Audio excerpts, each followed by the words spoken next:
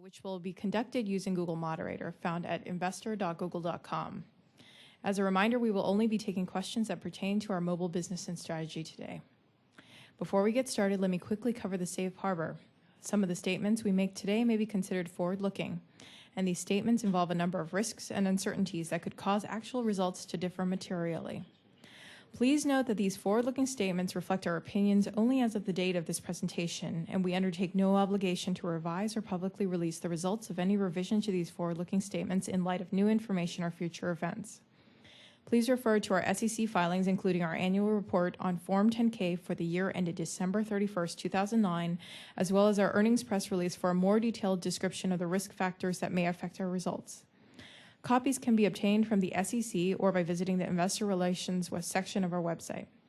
Now I will turn it over to Patrick Pichette. Thank you, Maria. Hello, everybody.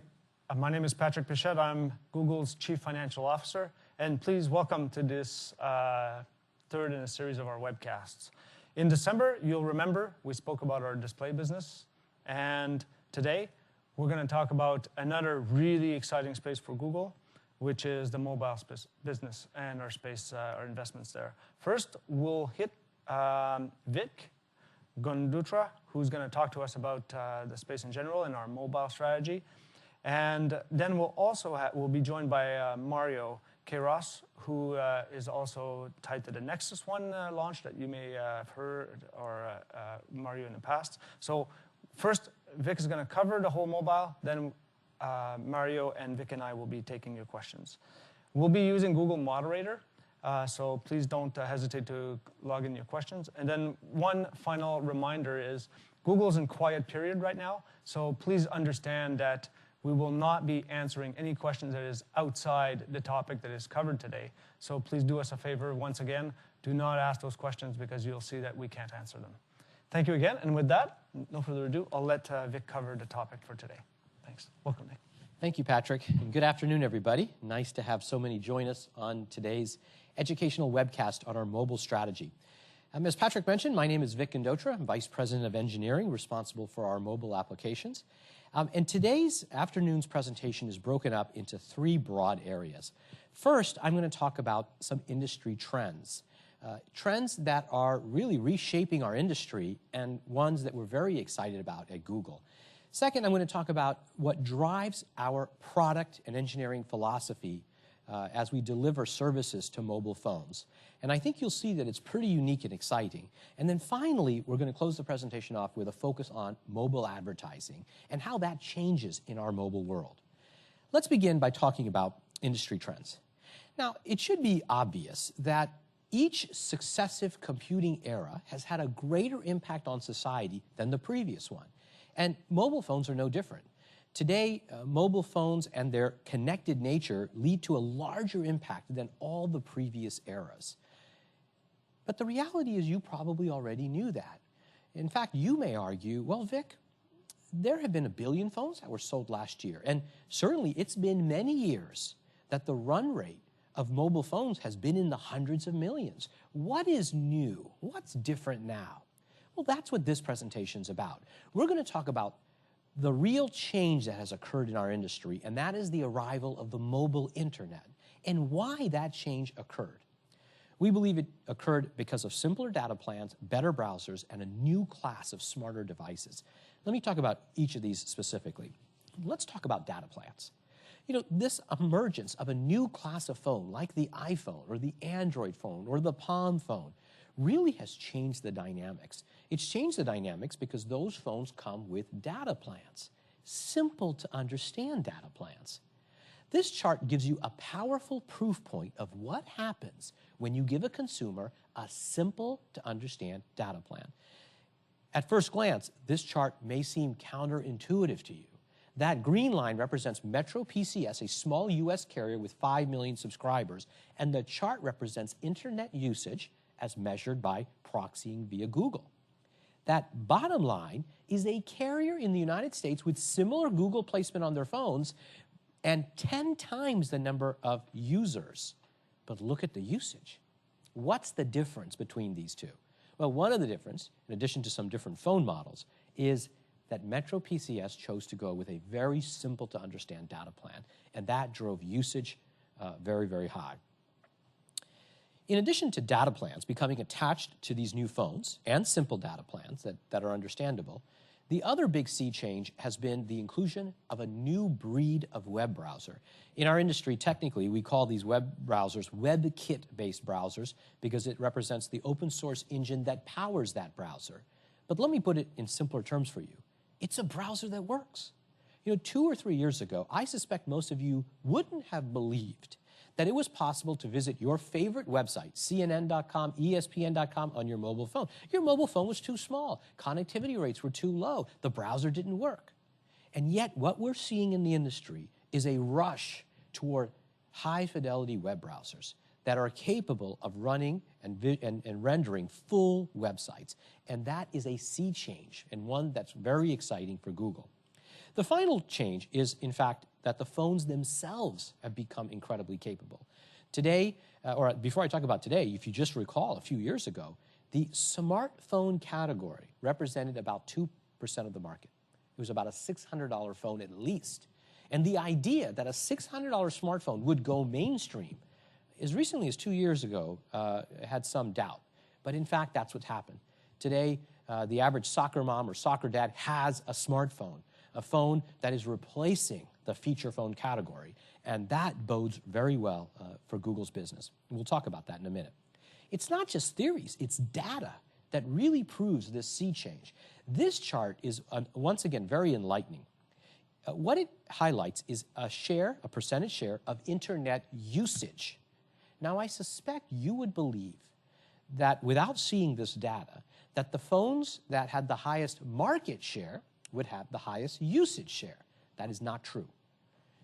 Phones like the iPhone and Android devices that have powerful WebKit browsers with flat data plans associated with them, in fact, have dramatically higher market usage than their market share numbers would indicate. What does this mean? It means that as all these other vendors come out with more powerful browsers, we should expect similar usage patterns to go up. The mobile internet is happening on mobile phones, and that makes us at Google very excited about the opportunities. In fact, let me talk about what Google has seen in its business. First of all, the simplest measure of our momentum is search traffic. And that search traffic on mobile phones has gone up 5 times in the last 2 years. And as you can see by that chart, it is a trend that is accelerating. It's not just Google search. It's the use of our applications on mobile devices. That middle chart, we chose to highlight one of our popular applications, Google Mobile Maps. Would you believe that we have 50 million active users of that product? And the growth there has been spectacular. And finally, that last chart is also one that's incredibly enlightening. Now, to understand that last chart, you must think about how Google advertised on mobile phones a few years ago. A few years ago, feature phones dominated the landscape, and Google served what was called a WAP ad. A WAP ad is an ad for these feature phones that's designed for the very limited functionality that phone has. Well, WAP ads have very limited inventory, but the emergence of the smartphone category, the superphone category, meant browsers that were capable of rendering desktop websites and rendering desktop ads. And so we were able to take ads out of our desktop inventory and serve them to these high-end phones, which are increasingly becoming mainstream. And that chart represents the mix shift of our revenue to these high-end phones, a trend that we think is incredibly exciting. All right, that's an overview of the industry and some of the changes. Smartphones going mainstream, data plans being associated with phone, the emergence of WebKit-based browsers across these devices. Let's now shift and talk about Google's applications. Now, when you look at Google's applications for mobile phones, one thing becomes immediately clear. Google has bet big on mobile. If you take your phone and go to m.google.com, you get a list of just some of the apps, the services that we have. And it seems that across the company, whether it be Gmail or YouTube or blogger services or reader services, they have versions that we've delivered for mobile phones, particularly those mobile phones that are capable of these services. But I want to highlight that it is not our strategy to take our desktop products and simply create mini versions of those products for the mobile phone. We believe that would be a mistake. The mobile phone is different, and it offers us a new opportunity to rethink our applications or deliver new kinds of applications. How is it different? Well, think about your mobile phone. Your mobile phone has a speaker, it's got a microphone, it's got a GPS chip, it might have a touch screen. So some of you may say, well, what's so different? I've had a microphone, a camera before. Remember, what makes it different is that this sensor-rich device is connected to a Google Cloud. And that connected nature transforms these humble elements, turns a speaker into something that can understand human voice. It turns a camera into potentially something we can apply computer vision against and become a digital eye. It turns a GPS chip into something that we can apply very amazing location magic to. Now, I could talk about this for half an hour, but let me just show you some demonstrations. These demonstrations are designed to show you what happens when you combine a sensor-rich device with the connected nature to a powerful set of computing resources in the cloud, okay? Let's switch over to demos. Now, the first demonstration I'm going to give to you is our voice search product. This is a product where you speak into your phone, and our systems transcribe that back into text. Now, some of you are going to say, well, voice recognition has been with us for 20, 30 years, and that's been true. But if you think about the voice dictation or recognition systems you may have had on your personal computer, remember the engine that did the recognition lived on your PC. What I'm about to show you is different.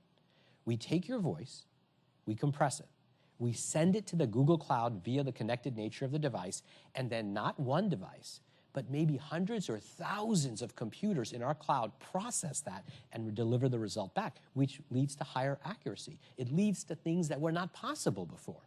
Today, we've delivered English, Mandarin Chinese, Japanese, and this month, we'll also deliver German. It's nothing short of our goal, then, to deliver support for all the major languages of the world. But seeing is believing. Let me give you an example of this. Now, I have a microphone on, so the reverb may cause some issues, but let's try it.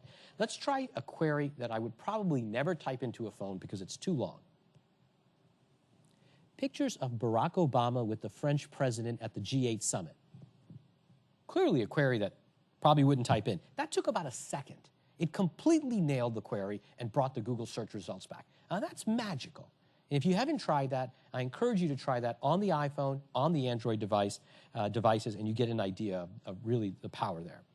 Now, that was voice recognition working within Google Search. We want to enable that everywhere. In fact, we delivered a feature in the latest versions of Android called Voice Everywhere. And here's what it means. It means that anywhere on the phone where you can use a keyboard, you can instead choose to use voice recognition. Let me show you. You're looking at the text messaging capability in Android, and note there's a keyboard, but look at the bottom of the keyboard next to the space bar. You see that new button we just added? That enables you to input via voice. Let me try this. I'm going to be late. Go ahead and start dinner without me. Okay, one letter off, but you get the idea within a second of the complete magic here. And certainly, we continue to improve these systems and make them better and better as we collect more usage. Our systems are self-learning, and accuracy levels continue to rise. We are at the beginning of this investment. It's very exciting to contemplate what the next several years of computer science innovation will lead to. Now, that was the use of the humble microphone and turning it into something that can understand human speech in multiple languages. What about the camera? If you pull your phone out of your bag now, look at it, you turn it around, it's got a camera. Well, what if we could attach that to cloud-based resources? That's exactly what we did with a product called Google Goggles. Google Goggles allows you to take a picture and submit that picture to Google as your query. When would you find this useful? Well, let me give you an example when I found it useful. When we were in the early days of testing the product, before it was released, I had some friends come over for dinner. They arrived at my front door. They had been stuck in traffic for an hour, so the very first thing they asked for was to go to the restroom. And of course, I showed them to the restroom, and my friend handed me a bottle of wine they had brought and said, "This is for you." While they were in the restroom, I used Google Goggles to take a picture of the product, of the wine label. Of course, Google Goggles told me how much the wine cost, but it also told me hints, tasting hints, like that the product, the wine, had hints of apricot and hibiscus blossom. Just then, my friend came out of the bathroom. I put my yet unreleased Google product away, and she made me pour the wine. It was her favorite wine. She said, "Vic, what do you think?" And I said, it's got hints of apricot and hibiscus blossom. Now, I don't even know what hibiscus blossom is, but Google Goggles, a powerful service connected to the cloud, let me get some information about that product. Now, some of you may be saying, well, I'm not going to take a picture of a wine bottle. Let me give you another example. Imagine you're traveling in a foreign country. Let's suppose you're in Japan, and you come across this famous monument. Now, you know it's a famous monument, but you don't speak Japanese, so how will you ever research it? What kind of query would you type in? Well, with Google Goggles, you can simply take a picture. Let me show you. I'm going to start up Google Goggles. I'm going to take a picture of that, of the screen, pretend I was in Japan. And let's come back here. You'll note there in about a second, right at the top, that famous Japanese shrine is identified. So you get an idea of the power of Google Goggles across products, across places, and once again, an area of computer vision that we're just beginning our research in.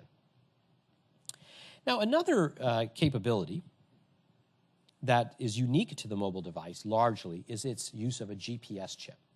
Not only do we use the GPS chip, but we can use cell tower information, other techniques to really help identify the location of a device with the user's consent and permission. That enables all sorts of new scenarios. Let me give you an example of one. Let me switch over here to the iPhone for a moment.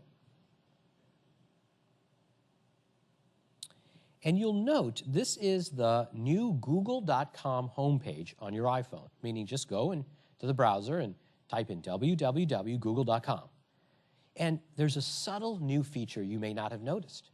That blue dot says that I'm in Mountain View. Now, in this case, for the purposes of this demonstration, we have hard-coded the location to be that on Castro Street in Mountain View. But if you do this on your iPhone now, you'll likely see it show the city that you're in. Not only do we show the city that you're in, but we also show you what's near you now. Watch what happens when I click this button, this Near Me Now. Boom, it shows you right there that you're probably standing in front of this restaurant. And not only can you see what you're standing in front of, but everything that happens to be nearby you. Now take a look at this. There's a restaurant right there. Maybe you want to know something about that restaurant. If I select that, it'll take me to a mobile optimized place page that tells me everything I want to know about that restaurant.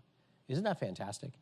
And no typing. Literally, I just said, near me now, clicked on it, found out what my own eyes were seeing. I was able to have Google help me find more information about them.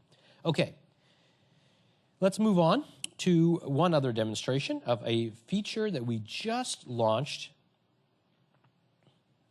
on Wednesday of last week. So this is truly hot off the presses. This is use of location to help a consumer with a product search. In this case, I've done a product search for a Nikon D90. And we use your location right there to say that you're in Mountain View. But what we introduced on Wednesday of last week was something right here. You see that blue dot right there that says in stock nearby? When I select that blue dot, I'll see where that Nikon D90 is available based on my existing location. So you can see here, for example, that Best Buy has that product in stock and it's only 5.7 miles away from me. We think consumers will absolutely love this. We think advertisers will love this. And of course, it's a great way to make Google search even more valuable. Finally, let me show you the use of location and voice in a connected turn-by-turn navigation product. Now, some of you will likely say, I know turn-by-turn navigation. I have it in my car. What's different about Google's approach? Well, what's different about Google's approach is that we optimize for a connected device. Did you realize that of all the navigation systems out in the world, only a few small percentage of them are connected? So I'm going to show you a demonstration, but I'm going to show you 6 features that could only be delivered because we are a connected turn-by-turn navigation product. Let's begin by starting up our Maps product, and I'm going to navigate to a hotel in San Francisco, the Hilton. Now, I suspect that, like myself, many of you have to write down the address of where you're going before you get in the car. Or maybe you text message it so it's on your phone, email it to yourself, so when you're in the car, you have the address. Guess what? You don't need to know the address in the Google product because we use the cloud to disambiguate location. Let me show you. I'm simply going to tell the product to take me to the San Francisco Hilton.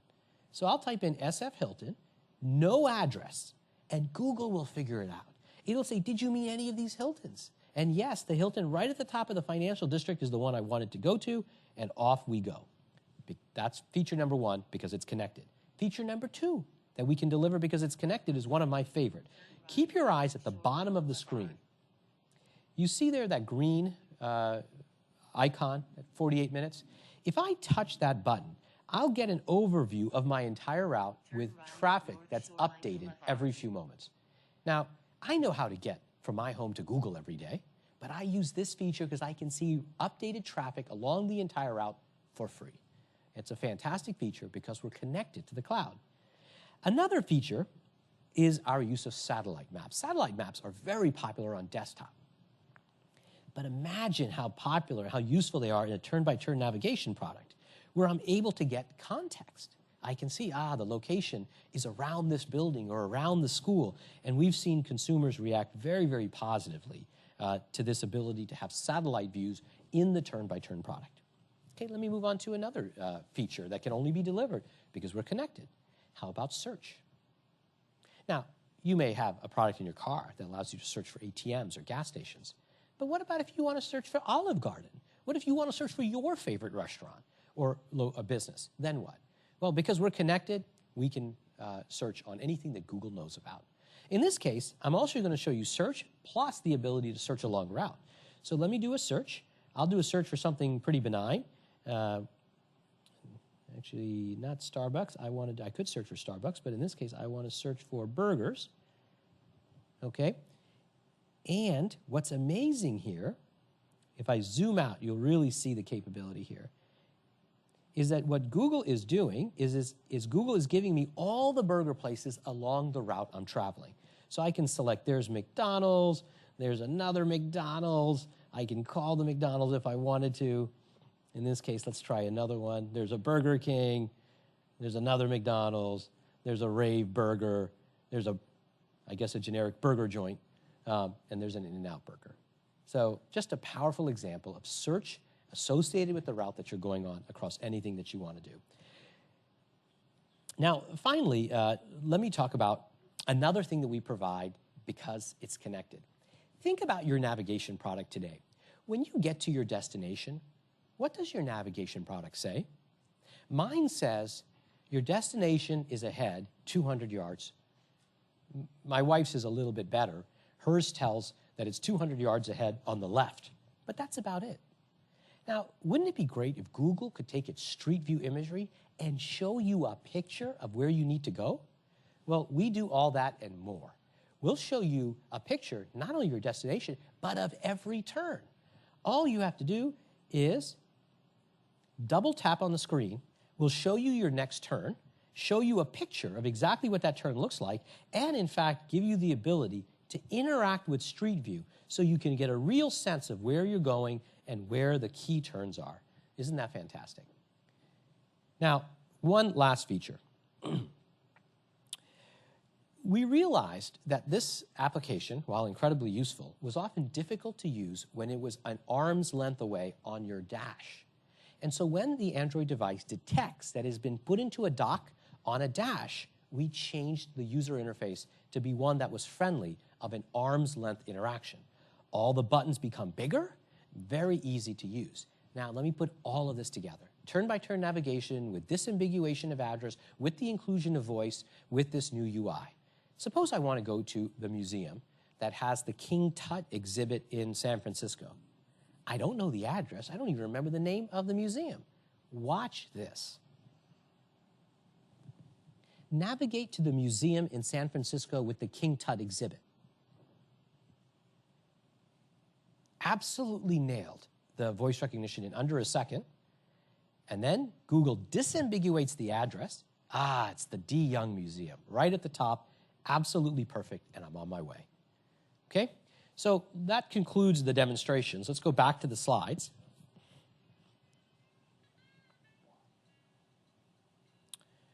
Okay, and okay. So you got a sense there of how we're not just taking our desktop services that consumers know and love and delivering them on mobile, but how we're really optimizing for the unique capabilities of that mobile device. Excuse me just one second.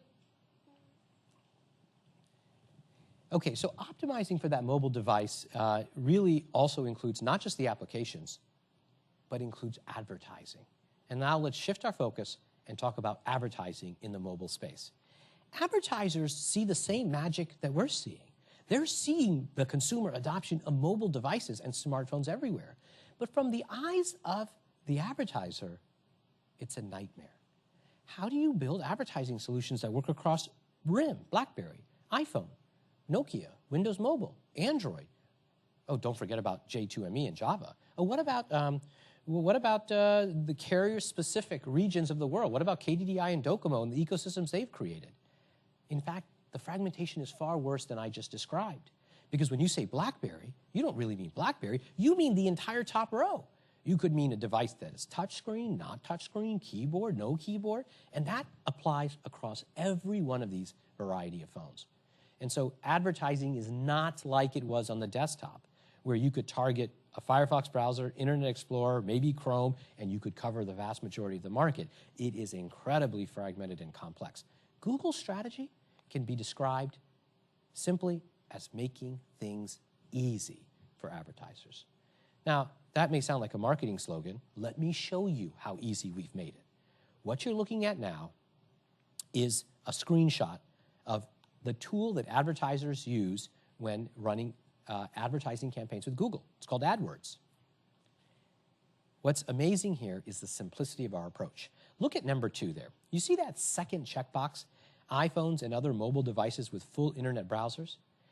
An advertiser merely has to have that box checked, and Google will take the complexity out of the system.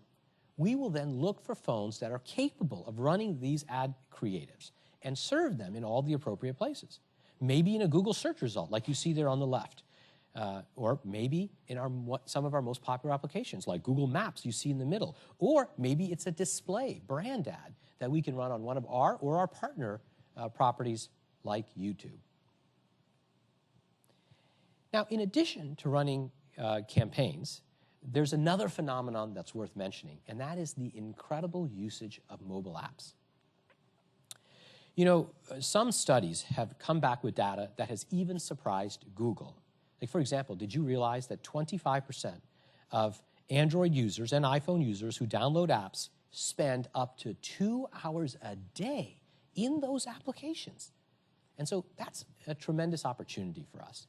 And it's an opportunity we've been focused on. Currently, we have in beta, or trial, or experiment phase, something called AdSense for mobile apps. And this beta product allows advertisers who we've whitelisted to help us build the right kinds of advertising solutions so that these ads can appear in a relevant way in mobile applications. You see a couple of examples on the screen like Urban Spoon and Shazam, and we continue to invest here. Now, it's also probably intuitive to this audience that location can make an ad more relevant. If I search for pizza, I'd like to see someone who offers pizza right around my location. And the same is true for almost all other categories of search. And so it's no surprise that Google has invested a half-decade in location technology. That includes our earliest work with Google Mobile Maps. It includes the building of a My Location platform that automatically knows where you are. And as recently has included some of the demonstrations I just showed you with turn-by-turn navigation. In fact, we collect hundreds of millions of data points with the user's consent and permission every day. And that database really is helping us refine how we think about location and advertising. And that's worldwide. Let me give you 2 examples of how we use that location. On the left-hand side, you see something called click-to-call. This is so simple, you might have missed it. We launched this just last month. You note there's an ad for Ruth's Chris Steakhouse. But in that ad is a phone number. That phone number is clickable, and it's a billable or chargeable interaction. Now, what that means is that the advertiser gets a call for the price of a click. And it's no wonder advertisers have responded so well to this program. And of course, consumers love the ability to see an ad, click on the number, call the business right away. And this is an example of something that's new that we can really go do on mobile. The right-hand side, you see something that's still in experiment phase, but some of you may have seen this and been part of our mobile experiments. That is what we call a local ad layer. When a consumer does a search for a movie theater or a coffee shop or a hotel, we'll offer that user the ability to show that on that map from here on out, added as a layer. And so for some users, whether it be their favorite hotel chain, their favorite movie restaurants, their favorite coffee shops, they like the ability to go serve that brand right on that map perpetually. Once again, a win for the consumer, win for the advertiser, something that, of course, that helps Google as well. Let me recap. The industry trends are blowing in Google's favor. The internet that we have long waited for has arrived on mobile. Flat data plans or simple data plans combined with powerful smartphones that have gone mainstream. And most importantly, the emergence of the web browser that spans all devices is something that we think is very good for both the consumer and for Google. Secondly, Google is investing in mobile across all of our applications, but we're doing it in a way that leverages the unique, connected, sensor-rich nature of mobile devices. And finally, mobile advertising is an area that we continue to be focused on and very excited about, not just because of what we've learned on desktop, but because of how new technologies like location can make ads even more relevant.